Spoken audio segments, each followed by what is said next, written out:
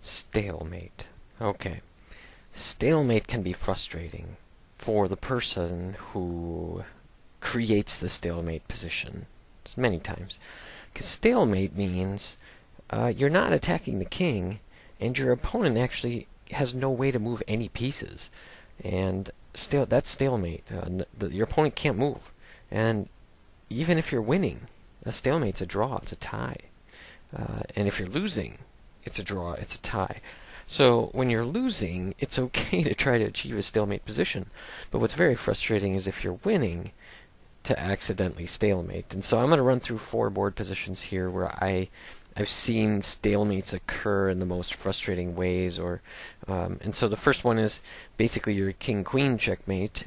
The rule that I teach is to follow the king until it hits the corner. So here's the most common stalemating, a common stalemating position is black moves their king to the corner, and I should be playing some kind of checking move, but instead what somebody plays accidentally is they say, I'm going to play queen to b6 because I'm going to get that king. And when they do that, they realize that there's a stalemate position. And it's a stalemate because remember what's happening. The queen is defending every square that king could possibly try to move to. But the king is not being checked. So since there's no check, the king is not under attack, but the king cannot move.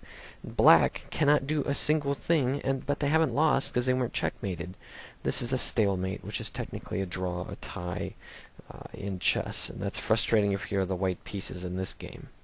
Another common, very common stalemating position that's reached in endgames. Now, if you're familiar with endgames, this game's a draw anyways, but it's white to move, and what they do is they're realizing that they're trying to pass their pawn, and for beginners they think they could still pass their pawn here, but the problem is the black king could take the pawn if they stop defending it. And so as black starts to analyze their move, or I'm sorry, as white analyzes their move, they realize that they cannot move their king to c7 because it's defended by the king. They don't want to move to b7 because they lose their pawn. They don't want to move to b6, they lose their pawn. They don't want to move to b5, they don't want to move to c5, they don't want to move to d5 because they lose their pawn on all those. So guess what? There's only one option. And so on white's move, they go, oh, I got to defend my pawn, so they play here. Well, that's a stalemate. Make sure you understand why.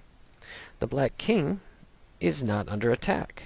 There is no attack on the black king. It's black's turn to move.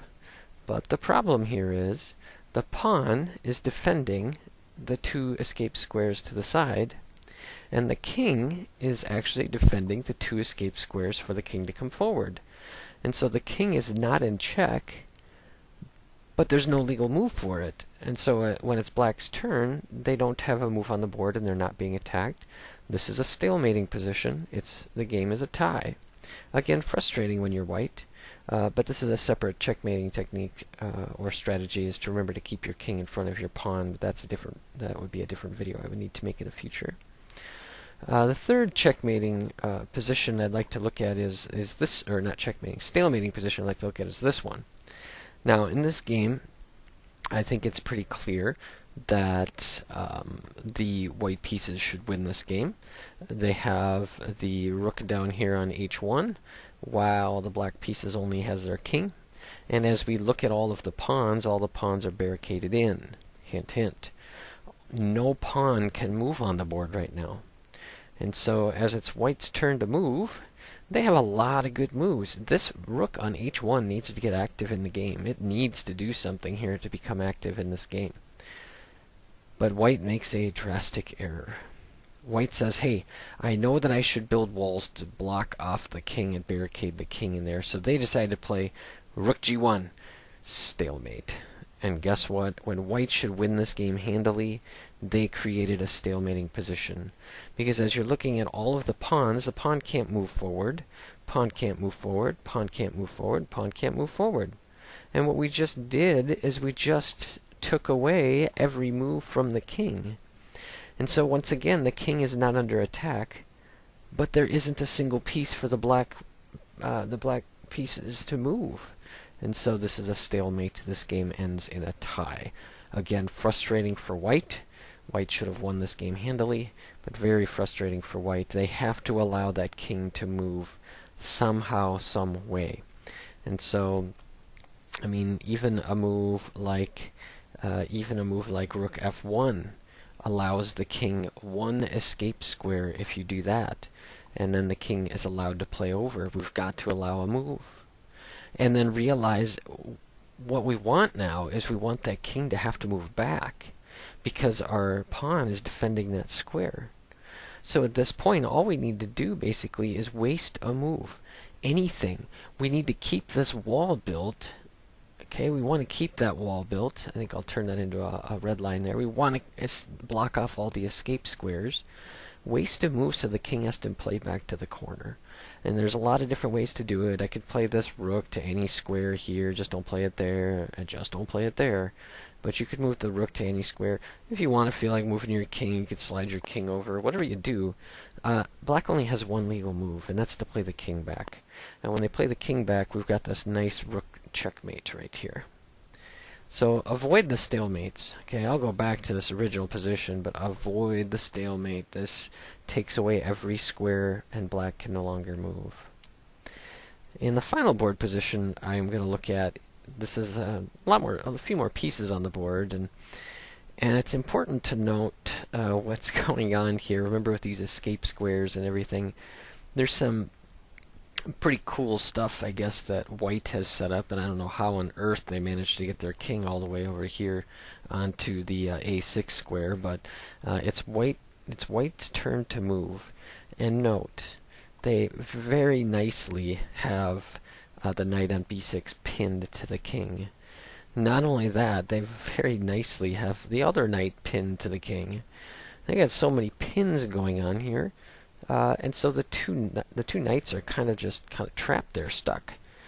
But there's one more thing going on that white needs to know is happening here. The bishop on g2, while it's beautifully blocking off that diagonal, we need to realize that the black king has no escape square to move to, which is fine. We just need to keep that in mind. And so the play that was made in this board position is that white saw an opportunity, and they I mean, this is a good strategy in general, but they're looking at the e5 square. They're looking at their bishop to e5 because they're thinking, hey, look at that, I could pin that rook to the king, and then I'm going to win the rook.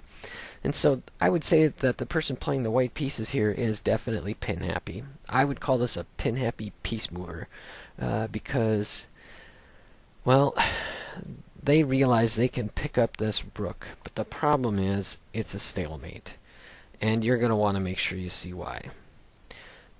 Black can't move a piece. Let's just look at all their pieces. Let's start with the pawn in a7. Pawn in a7. Pawn in a7 has nowhere to move. The king's blocking it. So that's out. Can't move it. Let's look at the knight here on b6. Well, the knight on b6 cannot move. We know that because there is this pin. So the pawn on, the knight on b6 can't move. It's pinned. Let's take a look at the rook. The rook can't move anymore. Remember what we just talked about? The bishop's pinning it. And we already talked about this knight here. The rook is pinning it. Well, they can't move any of those pieces. Let's take a look at the pawn that's sitting here too. That pawn can't move either because it's stuck. That other pawn's in the way. So let me just make that red. There we go. And so the only piece left to look at is this king, but remember, white very nicely had this bishop defending all of those squares. So guess what? The king cannot move. So the king is not in check, but black cannot move a piece legally on the entire board. That's a stalemate position, which means this game is over. This is called a tie. It's a stalemate. Both players would receive half a point for a tie. Frustrating maybe for white, because I'd go back to before that move. It definitely looks like white should be winning this game. So there you have it. Be aware of stalemating positions. If you're losing, you actually want to try to achieve a stalemate so that you can get a tie. If you're winning, it's really frustrating if you accidentally create a stalemating position. So be aware of them, watch for them, and use them to your advantage when you're losing, and definitely don't obtain them if you're winning. Good luck in your future chess matches.